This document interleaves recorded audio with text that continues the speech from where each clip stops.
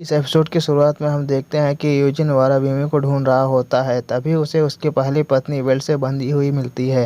Eugene की पत्नी कहती है कि जब मुझे पता चला कि वाराबिमी एक डीमन है, उसी समय वाराबिमी को भी मुझ पर शक हो गया था।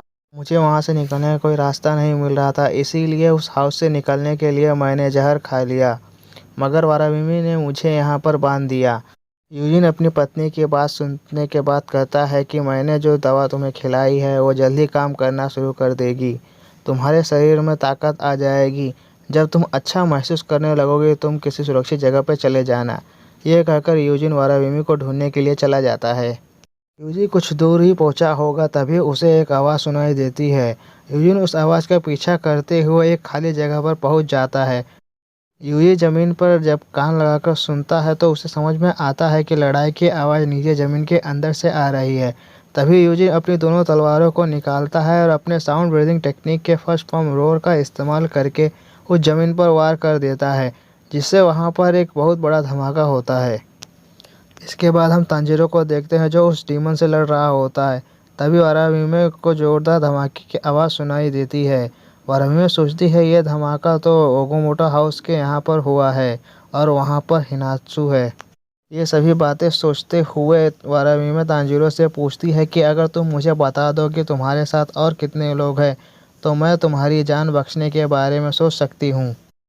पर अपना तांजीरो तो तांजीरो ही है, वो कैसे अपने दोस्तों को धोखा दे सकता है। वाराबिमी की बात पर बिना सोच विचार किए हुए वो उसे तुरंत मना कर देता है। तांजीरो कहता है कि अगर तुम मेरी जान ही क्यों न ले लो, फिर भी मैं तुम्हें अपने दोस्तों के बारे में नहीं बताऊंगा। इसके बाद वाराबिमी कहती है कि तुम बहुत कमज़ोर हो और तुम्हारी तरह तुम्हारी तलवार भी कमज़ोर है। तुम तुम्हारी तलवार को देखो जो अभी से ही डैमेज हो चुकी है। ज़रूर इससे तलवार को बनाने वाला कोई बेवकूफ़ इंसान होगा तो उसने इतनी कमज़ोर तलवार बनाई।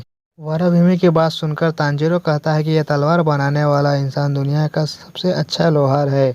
इसके बाद तांजीरो मन ही मन सोचने लगता है। वो सोचता है कि मेरा शरीर वाटर ब्रीथिंग के लिए सही नहीं है। मैं वाटर हाशिरा की तरह वाटर ब्रीथिंग टेक्निक में बिल्कुल भी अच्छा नहीं हूँ। अब मेरे पास इस डीमन से लड़ने का एक ही रास्ता है कि मैं हिनोकामी कागरा का इस्तेमाल करके इस डीमन से लड़ूं।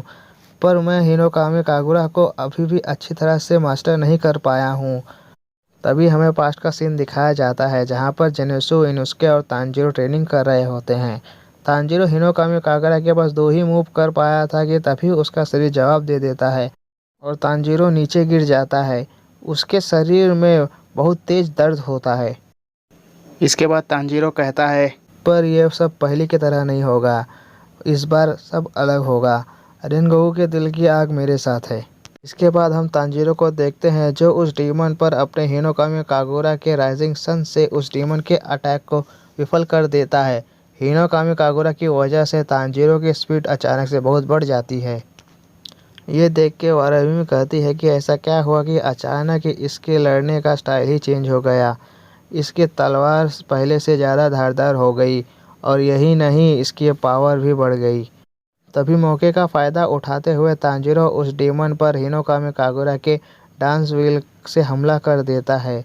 वो डीमन उस हमले से बच जाती है। तभी वो डीमन तांजीरो पर अपने बेल्ट से अटैक कर देती है। वो बेल्ट तांजीरो के गले के आर पार हो जाती है, पर आश्चर्य की बात यह है कि तांजीरो के गले से एक बूंद भी खून नहीं निकलता, क्योंकि वो तांजीरो नहीं उसकी परछाई होती है। बेल्ट तांजीरो की परछाई को लगते ही वो गायब हो जाता है। तांजीरो वाराबिमी को कहीं दिखाई नहीं देता है। तभी तांजीरो वाराबिमी के पीछे उसके गले पर अटैक करने जाता है। उसी समय तांजीरो को ओपनिंग थ्रेड दिखाई देती है। तांजीरो वाराबिमी के गले पर अटैक करने ही वाला होता है कि तभी वाराबिमी तांजीरो को देखकर कहती है कि तुम बहुत स्लो हो। यह कहकर वाराबिमी तांजीरो पर हमला कर देती है। उस हमले की वजह से तांजीरो दूर जाकर गिरता है। इसके बाद वाराबिमी तांजीरो पर फिर से अपने बेल्ट से अटैक करती है। तभी तांजीरो रिकवरी ब्रीथिंग टेक्निक का यूज़ करके तुरंत ठीक हो जाता है। इसके बाद फिर से वाराबिमी और तांजीरो के बीच में लड़ाई शुरू हो जाती है। इन सभी लड़ाइयों के बीच में तांजीरो को उस डीमन को मारने का मौका मिलता है, पर तांजीरो उस मौके का फ़ायदा नहीं उठा पाता। वाराबिमी बार बार तांजीरो पर अटैक करती है। तभी तांजीरो सोचता है कि अभी जो पावर उसके पास है वो उस पावर से वाराबिमे को नहीं मार सकता। तांजीरो को अपनी पावर बढ़ानी होगी। किमित्सु को देखते हुए तांजीरो सोचता है कि मुझे इसकी रक्षा करनी होगी, इसकी ही नहीं बल्कि यहाँ के सभी लोगों की। मैं किसी को भी मरने नहीं दे सकता, इसीलिए मुझे इस डेमन को हराना होगा, चाहे इसके लिए मेरे शरीर की सारी ताकत ही क्यों न खत्म हो जाए। सब कुछ सोच समझ लेने के बाद तांजीरो फिर से वाराबिमे पर अटैक करता है। अगली सीन में हम दो औरतों को देखते हैं, जिनमें से एक औरत दूसरी औरत से कहती है कि वहाँ पर एक मॉन्स्टर है, और ये मॉन्स्टर कोई और नहीं बल्कि हमारा इनोसुके होता है। इनोसुके अपने दोनों तलवारों की मदद से फर्श पर एक बड़ा गड्ढा बनाता है, और इसके बाद इनोसुके अपने शरीर की हड्डियों को डिसलोकेट कर देता है। इनोसुके को ऐसा करते हुए देखकर वो दोनों औरतें डर जाती हैं। फिर इनोसुके उस गड्ढे में कूद जाता है। उस गड्ढे में पतली सुरंग कहीं जा रही होती है। इनोसुके उस सुरंग के अंदर किसी सांप की तरह आगे बढ़ रहा होता है। तभी कुछ समय बाद इनोसुके एक बड़ी सी गुफा में पहुंच जाता है। वो देखता है कि उस गुफा में कपड़े लटके हुए होते हैं। तभी इनोसुके उस कपड़े में यूजिन की दोनों वाइफ को देखता है। इनोसुके को यह बात समझते हुए देर नहीं लगती कि उस डेमन ने सभी लोगों को उस कपड़े में कैद करके रखा है। इनोसुके जब जमीन पर देखता है तो उसे वहाँ पर इंसानों के बहुत सारे कंकाल बिखरे हुए मिलते हैं। तभी वाराबिमे की बेल्ट इनोसुके को वहाँ पर देखकर चौंक जाती है। इस वजह से वो बेल्ट इनोसुके पर अटैक कर देती है। इनोसुके उस बेल्ट को काटने लगता है। इनोसुके उस बेल्ट को इतना बचा के काटता है कि उस बेल्ट में कैद इंसानों को कुछ भी नहीं होता। ये देखकर वो बेल्ट चौंक जाती है। उस बेल्ट को काटते ही उसके अंदर से इंसान निकलने लगते हैं। बहुत कोशिश करने के बाद भी वो बेल्ट इनोसुके को नहीं मार पाती। उसे समझ में नहीं आ रहा होता है कि वो क्या करे। तभी वाराबिमे उससे बताती है कि वो इनोसुके को जिंदा पकड़े, क्योंकि जब वो माकियो को पकड़ रही थी तब इनोसुके ने उसके काम में बहुत अड़चन पैदा की थी। और वाराबिमे कहती है कि वो सुंदर लोगों को कैद करके रखे और बाकी लोगों को मार दे। इसके बाद वो बेल्ट इनोसुके पर अटैक करने लगती। तभी इनोसुके अपने बीस्ट ब्रीदिंग टेक्निक का इस्तेमाल करता है और उस बेल्ट पर अटैक करने जा। इनोसुके को अपने ऊपर अटैक करते हुए देखकर वो बेल्ट कहती है कि तुम इंसानों को भूल गए हो क्या। ये कहते हुए वो डीमन बेल्ट उन बेहोश औरतों पर हमला कर देती है जिन्हें इनोसुके ने बचाया था। उस डीमन बेल्ट को इंसानों पर हमला करते हुए देखकर इनोसुके उन इंसानों को बचाने के लिए जाता है, पर तभी दो औरतें उस डीमन बेल्ट पर अटैक करके उन इंसानों को बचा लेती हैं। वो दोनों औरतें और कोई नहीं बल्कि यूजिन की वाइफ होती हैं। तभी जुनित्सु भी उस डीमन बेल्ट से आज़ाद हो जाता है। वो अपने थंडर ब्रीदिंग टेक्निक के थंडर क्लैप से उन सभी बेल्ट को काटने लगता है।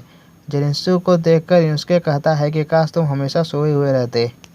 इसके बाद वो डीमन बेल्ट सोचने लगती है कि मैंने दो लोगों के साउंड सुने थे, जिनमें से एक ये लड़का है और दूसरा साउंड ऊपर से आ रहा है। अभी वहाँ पर एक जोरदार धमाका होता है और वहाँ पर यूजिन आ जाता है। यूजिन की प्रेजेंस को महसूस करके वो डीमन बेल्ट समझ जाती है कि यहाँ उसकी तरफ कोई हाशिरा आ रहा है। तभी यूजिन बिना देरी किए हुए अपने साउंड ब्रीदिंग टेक्निक का इस्तेमाल करके उस बेल्ट को एक ही अटैक में मार देता है। इसके बाद यूजिन सभी लोगों को तैयार होने के लिए कहता है। वो कहता है कि असली पार्टी तो अब शुरू हुई है, और ये एपिसोड यहीं पर ख़त्म हो जाता है। अगर आप लोगों को हमारा वीडियो पसंद आया हो तो हमारे वीडियो को लाइक कीजिए और हमारे चैनल को सब्सक्राइब कीजिए। अगर आप ये वीडियो फेसबुक पे देख रहे हैं तो हमारे फेसबुक पेज को भी लाइक कीजिए। Thank you for watching.